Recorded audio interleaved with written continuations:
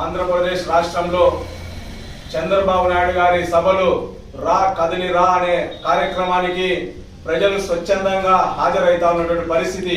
రాష్ట్రంలో వైసీపీలకు ఒక భయం అనేది పుట్టుకునింది. మరొకసారి చంద్రబాబు నాయుడు గారు ఎక్కడికి వస్తా ఉన్నారో ప్రజలు తెలుసుకొని స్వచ్ఛందంగా అక్కడికి పాల్గొంటా ఉన్నారు. ఈ రాష్ట్రానికి చంద్రబాబు నాయుడు గారే ముఖ్యమంత్రి అయితే ఐటీ అభివృద్ధి అవుతుంది, అదేవిధంగా ఉద్యోగ అవకాశాలు వస్తాయి, మహిళలకు భద్రతగా ఉంటుంది, యువతకు బ్రహ్మాండమైనటువంటి అవకాశాలు వస్తాయి అని చెప్పేసి ఈ రాష్ట్రంలో తాగునీరు సాగునీరు ప్రాజెక్టులు పూర్తవుతాయి. అదేవిధంగా అమరావతి రాజధానిని మనం ఏర్పాటు చేసుకోవచ్చు, అభివృద్ధి సంక్షేమం దిశ దశల పూర్తి స్థాయిలో అభివృద్ధి అవుతుంది అని చెప్పేసి ఒక చంద్రబాబు నాయుడు గారితోనే చంద్రబాబు నాయుడు గారిని ముఖ్యమంత్రి చేసుకోవాలని చెప్పేసి ముఖ్యంగా యువత మహిళలు హాజరవుతున్నటువంటి పరిస్థితి.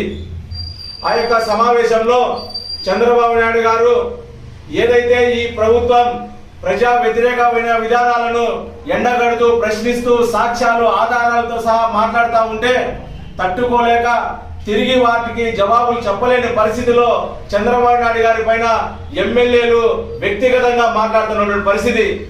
వ్యక్తిగతంగా మాట్లాడుతున్నటువంటి ఎమ్మెల్యేలను మేము తెలుగుదేశం పార్టీ తరఫున ఖండిస్తా ఉన్నాం. చంద్రబాబు నాయుడు గారు ఈ రాష్ట్రం కోసం అహర్నిశలు అహోరహం కృషి చేస్తున్నటువంటి పరిస్థితి. మనం ఆయన ఏదైనా తప్పు చేస్తే ప్రశ్నించాలి తప్ప మంచి చేసినా కూడా వ్యక్తిగతంగా ప్రశ్నిస్తా ఉంటే మీరు ఏ విధమైనటువంటి వాతావరణంలో రాజకీయాలు చేస్తా ఉన్నారో ఒక్కసారి మీరే ఆలోచన చేసుకోవాలా. వైసీపీ ఎమ్మెల్యేలకు మేము ఒకటి తెలియజేస్తా ఉన్నాం. చంద్రబాబు నాయుడు గారి పర్యటనను ఈ రాష్ట్ర ప్రజానికం పూర్తి స్థాయిలో స్వాగతం పలుకుతా ఉన్నారు.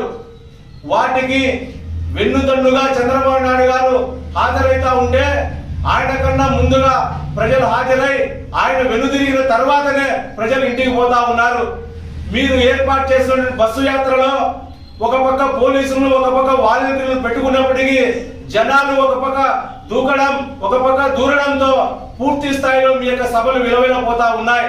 అవి జీర్ణించుకోలేక చంద్రబాబు నాయుడు గారి పైన కొంతమంది ఎమ్మెల్యేలు అదేవిధంగా ఈ కడప జిల్లాలో ఉమ్మడి కడప జిల్లాలో ఉన్నటువంటి ఎమ్మెల్యేలు గుడికి ఆయన వ్యక్తిగతంగా మాట్లాడుతూ ఉన్నారు. అది మంచి పద్ధతి కాదు. మీరు ఏదైనా సబ్జెక్ట్ పరంగా రావాలి తప్ప వ్యక్తిగతంగా మాట్లాడితే మీ యొక్క స్థాయి మీరే తగ్గించుకున్నట్లయితే అని చెప్పి నేను తెలియజేస్తా ఉన్నా. ఏది ఏమైనా సరే మరొకసారి గతంలో కూడా మేము ఈ రాష్ట్ర ప్రజానికం మేము చెప్పడం జరిగింది. తెలుగుదేశం పార్టీ ప్రభుత్వంతోనే ఈ ప్రభుత్వం వచ్చిన వెంటనే ప్రజలకు అనేక రకాలుగా అనేక విధాలుగా అనేక అవకాశాలు వస్తాయని చెప్పేసి మేము స్పష్టం చేస్తా ఉన్నాం. చంద్రబాబు నాయుడు గారు ఆర్థిక పరమైనటువంటి అంశాల్లో సృష్టించడంలో జాబులు కల్పించడంలో అపారమైనటువంటి అనుభవం కలిగినటువంటి వ్యక్తి. ఆర్థిక సంపదను సృష్టించడంలో తనకంటూ తన సాటిగా మనం గతంలో ఉన్నటువంటి మన్మోహన్ సింగ్ గారు ప్రధాని మన్మోహన్ సింగ్ గారు గుడికి ఆయనను ప్రశంసించడం జరిగింది. ఇవన్నీ దృష్టిలో పెట్టుకొని ఈ యొక్క రాష్ట్రంలో ఉన్నటువంటి ప్రజలు మహిళలు విద్యార్థులు అదేవిధంగా ఎంప్లాయీస్ ప్రతి ఒక్కరూ ఆయన కావాలని చెప్పేసి స్వాగతం పలుకుతా ఉన్నారు. మేము గుడికి ప్రజలకు ఒకటి విజ్ఞప్తి చేస్తా ఉన్నాం.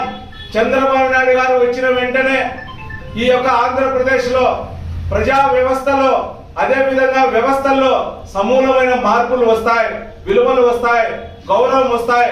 గౌరవప్రదంగా ఈ ప్రజాస్వామ్యం ముందుకు పోతుందని చెప్పి తెలియజేస్తా ఉన్నా. చంద్రబాబు నాయుడు గారు ముఖ్యమంత్రిగా కూర్చోవడానికి 100 రోజులు మాత్రమే గడువు ఉంది. ప్రజలారా అఖండమైనటువంటి మెజార్టీ రాష్ట్రంలో కేంద్రంలో అంటే ఎంపీ స్థానంలో ఇవ్వాలని చెప్పి మీ ద్వారా ఒకసారి విజ్ఞప్తి చేస్తా ఉన్నా.